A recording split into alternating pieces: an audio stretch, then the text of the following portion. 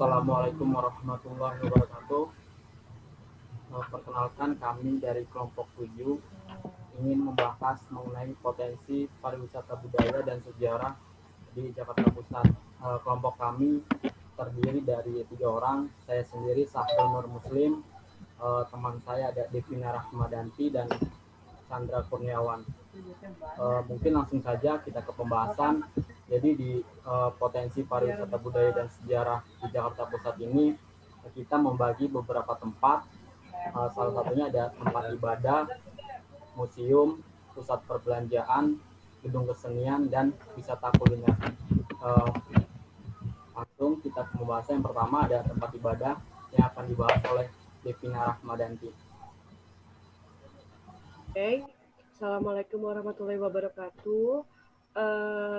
Saya Devina Rahmadanti akan menjelaskan tentang potensi pariwisata budaya. Yang pertama tentang tempat ibadah. Nah, di sini ada gereja katedral. Nah, gereja katedral ini merupakan suatu cagar budaya dan suatu bangunan yang tertua di Jakarta, salah satu bangunan tertua di Jakarta. Nah, gereja katedral ini dibangun setelah Paus Pius ke-7 mengangkat Pastor Nellises pada tahun 1807. Nah, dengan diangkatnya Pastor Nellises ini menjadi awal mula proses penyebaran atau kristenisasi ke Indonesia. Nah, secara umum bangunan gereja katedral ini berciri Eropa dengan gaya neogotik dan dibangun oleh arsitek bernama Insinyur Hulswit. Bangunan gereja katedral ini dilengkapi dengan pintu yang menjulang tinggi dan banyak jendela. Nah, jendela-jendela tersebut dihiasi dengan lukisan yang menjelaskan tentang peristiwa jalan salib yang pernah dialami oleh Yesus Kristus. Nah, tepat di bawah lukisan tersebut, di bagian kanan dan kiri terdapat bilik-bilik yang digunakan sebagai tempat untuk pengakuan dosa. Nah, ternyata dalam proses pembangunannya itu dalam proses pembangunan gereja katedral ini nggak mulus gitu, nggak semudah itu. Jadi banyak mengalami lika-liku. Nah, lika-likunya adalah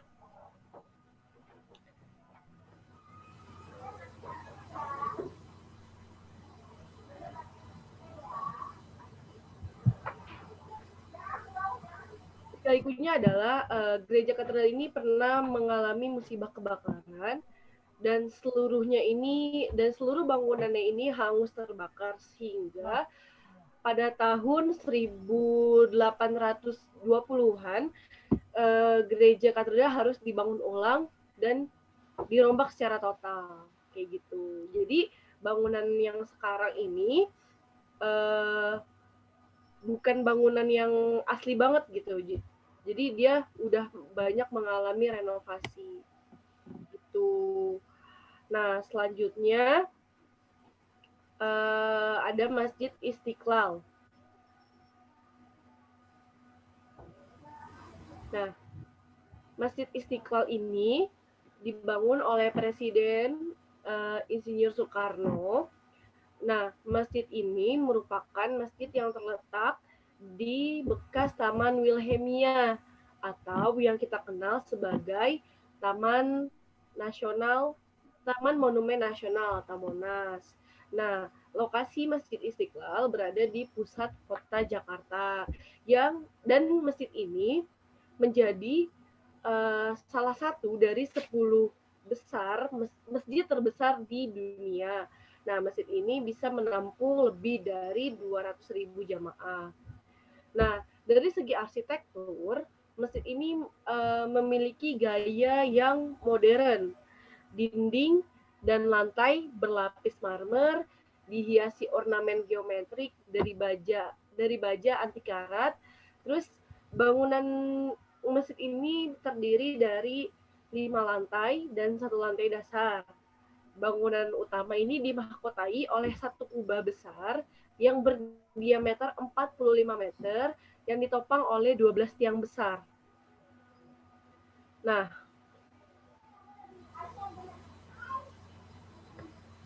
masjid ini karena menjadi masjid terbesar, menjadi salah satu masjid dari 10 terbesar di dunia dan masjid terbesar di Indonesia, maka masjid ini bisa menjadi daya tarik para wisatawan. Setidaknya setiap minggunya banyak para wisatawan yang datang ke Masjid Istiqlal untuk melakukan ibadah dan melakukan wisata religi. Nah, wisatawan sendiri yang datang ke Masjid Istiqlal bukan hanya didatangi oleh masyarakat Muslim saja, tapi non Muslim juga, dan harus mendapatkan dampingan dari petugas yang di sana. Nah, selanjutnya ada kelenteng Sintekbo. Nah, kelenteng ini merupakan salah satu kelenteng yang bersejarah di ibu kota Jakarta. Kenapa? Karena kelenteng ini dibangun pada tahun sekitar 1690-an. Nah, kelenteng ini dibangun oleh para petani Tionghoa yang tinggal di tepi Kali Ciliwung di sekitar Pasar Baru. Nah, orang-orang Tionghoa miskin itu rata-rata tinggalnya jauh di luar kota Batavia gitu, bukan di pusat kota. Kalau orang-orang yang miskin, kalau orang-orang yang menengah itu tinggalnya tuh di sekitar Glodok. Nah, yang tinggal di Glodok itu mereka tuh biasanya tuh para pengusaha atau para pedagang kayak gitu. Nah, sedangkan mereka yang notabene miskin, orang miskin Tionghoa ini tinggal di sekitar kawasan Pasar Baru. Nah, mereka ini berprofesi sebagai petani. Nah, terus karena di sini mereka ini karena mereka ini dibatasi oleh benteng yang mengitari wilayah kota Batavia, sehingga mereka nggak punya akses untuk melakukan ibadah. Akhirnya mereka mendirikan sebuah kelenteng Sintekbo ini. Jadi mereka merambah hutan dan rawa untuk dijadikan perkebunan dan persawahan dan bercocok tanam sayur-sayuran. Nah, di ladang ini juga mereka mendirikan kelenteng Sintekbo. Nah,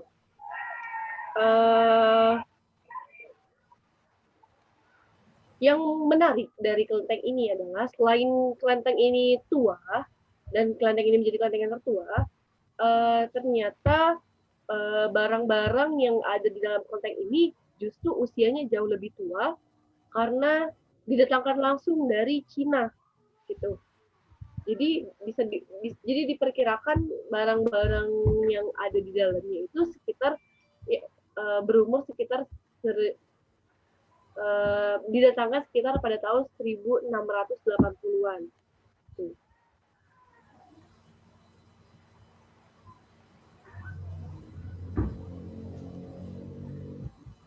Nah, oke, selanjutnya akan dilanjutkan oleh teman saya.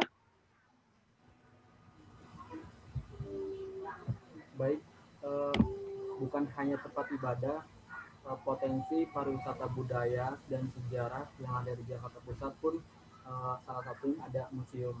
Yang pertama ada Museum Nasional, di mana awal berdirinya Museum Nasional ini pertama karena adanya perkumpulan ilmiah yaitu Batavia Genootschap van Kunsten en Wetenschappen yang didirikan pada saat itu oleh pemerintah kolonial Hindia Belanda pada tahun 1778.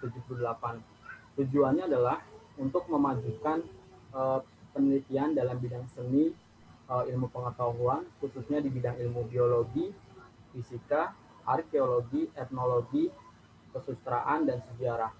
Hingga akhirnya banyak sekali benda-benda yang dihasilkan oleh perkumpulan ilmiah tersebut. Hingga seorang pendiri lembaga itu, yaitu Rader Marker, menyumbangkan rumah miliknya yang ada di Jalan Kali Besar dan juga koleksi benda-benda budaya dan buku-bukunya, yang nantinya sumbangan itulah yang menjadi cikal bakal berdirinya Museum Nasional.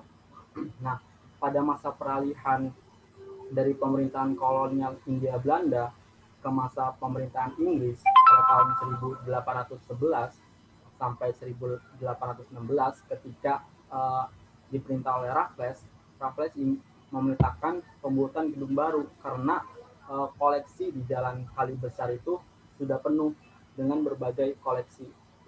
Namun karena memang pemerintahan Inggris di Indonesia itu hanya berlangsung singkat, maka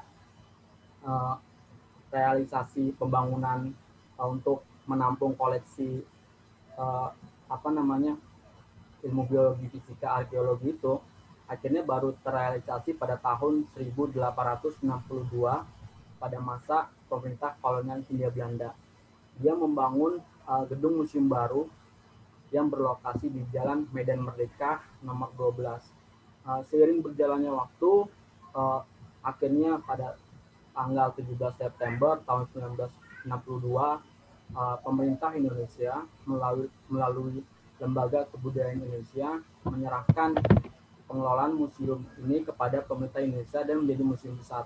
Akhirnya museum pusat ini ditingkatkan statusnya menjadi museum nasional berdasarkan keputusan Menteri Pendidikan dan Kebudayaan tanggal 28 Mei tahun 1979. Museum nasional saat ini pun juga disebut sebagai Museum Gajah karena memang di depannya itu ada patung gajah yang diberikan oleh Raja Thailand. Saat ini Museum Nasional masih terletak di Jalan Medan Merdeka nomor 12, masih dekat dengan Monumen Nasional atau Monas. Nah, Museum Nasional saat ini menyimpan berbagai benda-benda bernilai sejarah seperti geografi, numismatik, etnografi, benda-benda masa praaksara maupun masa sejarah. Selanjutnya, tidak jauh lokasinya dari Museum Nasional, kita pasti tahu, orang Jakarta khususnya pasti tahu tentang Monumen Nasional atau Monas. Monumen Nasional ini merupakan monumen yang didirikan untuk mengenang perjuangan rakyat Indonesia dalam merebut kemerdekaan dari pemerintah kolonial Hindia Belanda. Penggagasnya Insinyur Soekarno, dia ingin meninggalkan warisan kepada generasi selanjutnya bahwa perjuangan dalam meraih kemerdekaan itu tidak mudah. Seperti filosofi Monas memang yang sangat tinggi, kurang lebih 132 meter, walaupun ketika pembuatan atau pembangunan Monas ini banyak sekali kritikan-kritikan yang dilontarkan oleh beberapa pihak. Namun Soekarno akhirnya menjawab kritikan-kritikan tersebut. Saya kutip dari artikel Historia bahwa Monumen Nasional atau Monas itu adalah makanan jiwa bagi sebuah bangsa. Monumen adalah juga pakaian untuk sebuah bangsa. Bangsa tidak hidup dari roti dan nasi tok. Soekarno percaya pada kekuatan monumen, pada makna yang ada di baliknya. Sebuah bangsa yang hebat, jiwanya dan hasratnya adalah kebutuhan yang absolut untuk kehebatannya. Harus disimbolkan dengan sebuah benda material, sebuah benda yang hebat, bahkan yang kadang akan membuat mata dari bangsa-bangsa lain dengan penuh kekaguman. Apalagi kita tahu bahwa puncak atau ujung dari Monas itu adanya lidah api yang terbuat dari emas, yang itu melambangkan semangat perjuangan yang tidak pernah padam akan melawan penjajahan yang sangat lama yang terjadi di Indonesia. Dan cawan yang ada di Monas pun memiliki filosofi bahwa di dalamnya itu ada berbagai museum sejarah yang menceritakan tentang perjuangan bangsa Indonesia. Ketika orang-orang Indonesia masuk ke museum sejarah yang ada di Cawan Monas itu, ketika keluar mereka merasa bahwa saya adalah Indonesia, I am Indonesia. Itu yang dikutip dari artikel Historia. Mungkin itu Selanjutnya ada Museum Sumpah Pemuda. Nah, Museum Sumpah Pemuda ini diprakasai oleh pelaku Kongres Pemuda kedua. Nilai-nilai persatuan harus diwariskan kepada generasi muda. Lalu Profesor Muhammad Hunario berkirim surat kepada Gubernur DKI Jakarta pada saat itu, Ali Sadikin, untuk meminta perhatian dan pembinaan terhadap gedung Kramat nomor 106. Akhirnya Gubernur DKI pada saat itu yaitu Ali Sadikin tanggal 10 Januari tahun 1972 menetapkan gedung Kramat nomor 106 sebagai benda cagar budaya, dan saat ini gedung Kramat itu dijadikan sebagai museum dengan nama Gedung Sumpah Pemuda untuk memajang sejarah perjuangan kemerdekaan Indonesia, khususnya mengenai peristiwa Sumpah Pemuda tahun 1928. Saat ini Museum Sumpah Pemuda berlokasi di Jalan Kramat Raya nomor 106 Jakarta Pusat. Nah, ini ada Museum Perumusan Naskah Proklamasi atau yang disingkat dengan Munasprok dan Tugu Proklamasi. Museum Perumusan Naskah Proklamasi itu dan Tugu Proklamasi merupakan bangunan yang saling berkaitan. Yang pertama itu museum yang menyimpan benda-benda sejarah. Kalau Tugu Proklamasi itu mengingatkan kita akan pembacaan teks proklamasi oleh Insinyur Soekarno dan didampingi oleh Muhammad Hatta. Museum Proklamasi didirikan untuk melestarikan nilai-nilai yang tergantung dalam peristiwa proklamasi, khususnya ketika peristiwa perumusan naskah proklamasi. Saat ini Munasprok atau Museum Perumusan Naskah Proklamasi terletak di Jalan Imam Bonjol, Jakarta Pusat. Nah, selanjutnya ada Tugu Proklamasi. Ini dibangun atas inisiatif para mahasiswa dan kaum wanita di Jakarta. Tepat 1 tahun setelah proklamasi tanggal 17 Agustus tahun 1946 diresmikan oleh Perdana Menteri Yeti Sultan Syahrir, dan saat ini Tugu Proklamasi terletak di Jalan Proklamasi nomor 10 Pegangsaan Menteng, Jakarta Pusat. Nah, selanjutnya ada Museum Taman Prasasti. Awalnya pada tanggal 28 September tahun 1795, tempat ini diresmikan penggunaannya sebagai pertama area pemakaman orang-orang Eropa atau kuburan orang-orang Eropa, hibah dari orang Eropa bernama Alventinus van Riebeeck. Nah, akhirnya pada tahun 1974 penggunaan sebagai area pemakaman itu dihentikan oleh Pemprov DKI Jakarta. Pada tahun 1975 kuburan itu direvitalisasi sebagai taman prasasti oleh pemerintah Provinsi DKI Jakarta. Seluruh jenazah orang-orang Eropa khususnya yang ada dipindahkan dan diserahkan kepada para keluarga atau ahli waris. Ada yang dibawa oleh pihak keluarga atau ahli waris kembali ke negara asal, dan ada yang kembali dimakamkan di tempat pemakaman umum baik oleh pihak keluarga atau ahli waris dan atau oleh pihak pemerintah Provinsi DKI Jakarta. Pada tanggal 9 Juli tahun 1977 akhirnya diresmikan sebagai Museum Prasasti oleh Gubernur DKI Jakarta pada saat itu, yaitu Ali Sadikin, di mana sekarang Museum Taman Prasasti menyimpan benda-benda peninggalan masa aksara khususnya seperti prasasti, seperti sesuai dengan namanya. Saat ini Museum Taman Prasasti ada di Kelurahan Pertojo Selatan, Kecamatan Senen, Jakarta Pusat.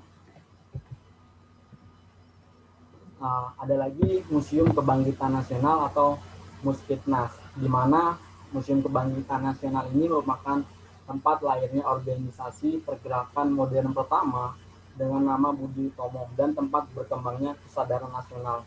Jadi di Museum Kebangkitan Nasional ini banyak memajang organisasi-organisasi masa pergerakan, bukan hanya Budi Utomo, juga ada Sarekat Islam, terus juga ada organisasi-organisasi pergerakan yang lainnya. Museum Kebangkitan Nasional ini sekarang berada di Jalan Abdul Rahman Saleh, Senen, Jakarta Pusat. Yang terakhir ada Museum Juang 45. Museum Juang 45 merupakan salah satu museum di Jakarta yang berada di bawah pengelolaan Dinas Pariwisata dan Kebudayaan Provinsi DKI Jakarta. Saat ini Museum Juang 45 terletak di Kecamatan Menteng, Jakarta Pusat. Awalnya museum ini diresmikan oleh Presiden Soeharto pada tahun 1974. Museum Juang 45 menyimpan berbagai macam koleksi mengenai sejarah perjuangan kemerdekaan, mengingat jasakan para pahlawan, dan beberapa koleksinya saat ini antara lain adalah mobil dinas resmi Presiden dan Wakil Presiden Republik Indonesia pertama, terus juga ada mobil peristiwa pemboman di Cikini, dokumentasi dan lukisan yang mengisahkan perjuangan bangsa Indonesia pada tahun 1945 sampai tahun 1950. Mungkin itu potensi pariwisata budaya dan sejarah yang ada di Jakarta Pusat, yaitu museum. Selanjutnya tempat yang lainnya akan dijelaskan oleh teman saya, Sandra Kurniawan. Nah, oke. Selanjutnya saya akan membahas mengenai potensi pariwisata budaya dan sejarah di Jakarta Pusat, yaitu mengenai pusat perbelanjaan, kesenian, dan wisata kuliner. Nah, kita masuk ke pusat perbelanjaan. Jadi yang pertama ini ada Pasar Baru. Nah, Pasar Baru merupakan salah satu pertokoan yang legendaris di Jakarta. Pada tahun 1877, kaum pedagang etnis Tionghoa mendirikan toko-toko dengan gaya bangunan berarsitektur pecinan, sehingga Pasar Baru menjadi sebuah pusat perdagangan dan perbelanjaan yang paling bergengsi pada awal abad ke-19. Nah, jadi di Pasar Baru ini tidak hanya orang etnis Tionghoa saja yang berdagang di Pasar Baru ini. Ada pedagang India, Jepang, dan Keling.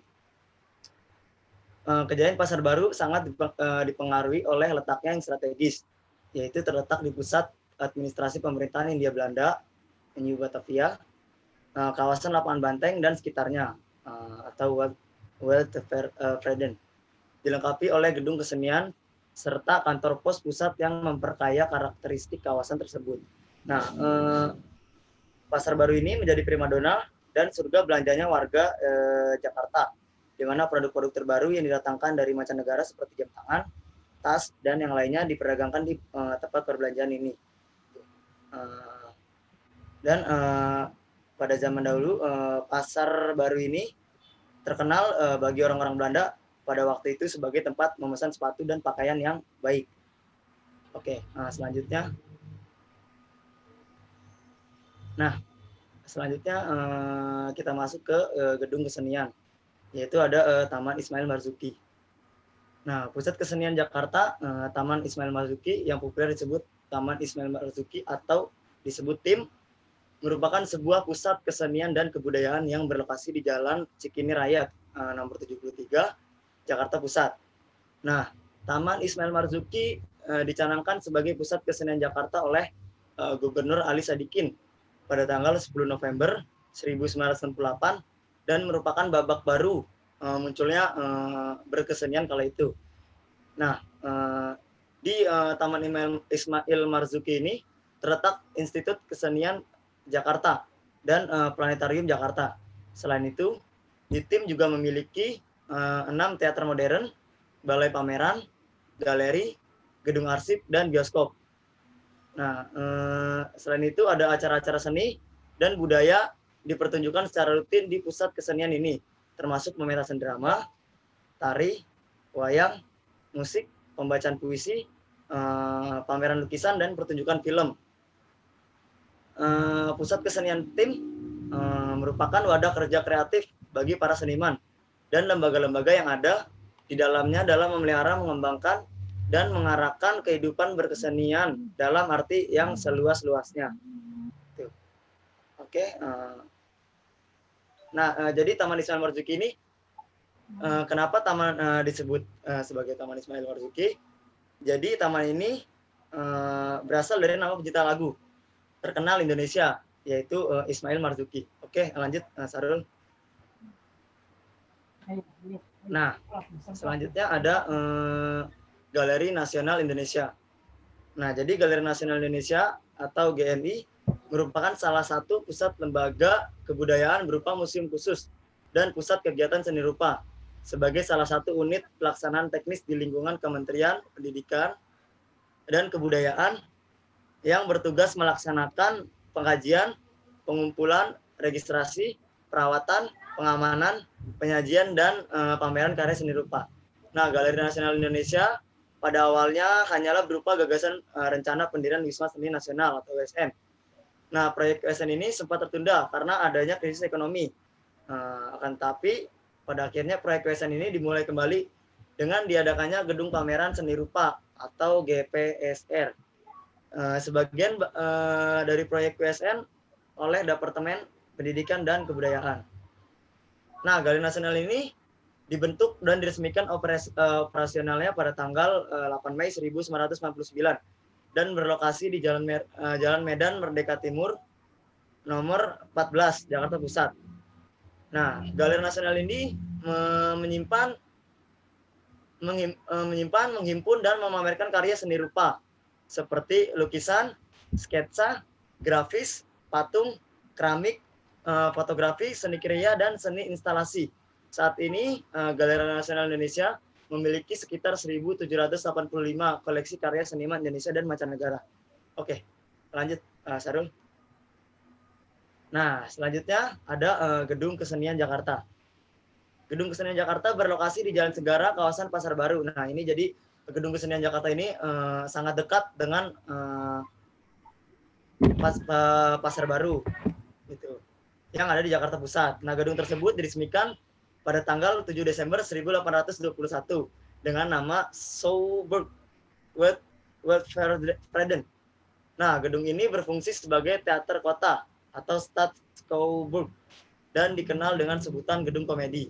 Gedung yang berpenampilan mewah ini pernah digunakan untuk Kongres Pemuda yang pertama pada tahun 1926 dan gedung ini pada tanggal 29 Agustus 1945 oleh Presiden Republik Indonesia pertama yaitu Insinyur Soekarno meresmikan Komite Nasional Indonesia Pusat atau KNIP dan beberapa kali bersidang di gedung ini.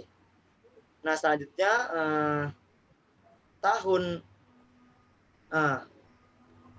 Oke, lanjut. Nah, selanjutnya ada yang terakhir itu mengenai wisata kuliner, yaitu Kampung Pecenongan. Nah, pada tahun 1848, Kampung Pecenongan ini terdapat sebuah toko buku dan percetakan pertama di Jakarta yang bernama Gekhof & Co. Toko buku dan percetakan ini didirikan oleh seorang berdarah Belanda bernama Johannes Cornelis Kolk. Dan kini kawasan Pecenongan ini sudah menjelma menjadi tujuan wisata kuliner bagi orang-orang yang ada di Jakarta maupun luar Jakarta. Nah, kawasan ini menyuguhkan banyak variasi makanan atau minuman. Dan salah satu makanan yang terkenal di tempat ini yaitu martabak Bandung asli Pecenongan nomor 65A yang sudah berdiri sejak tahun 1980-an. Nah, oke. Sudah bahasan dari saya. Lanjut, Sarul.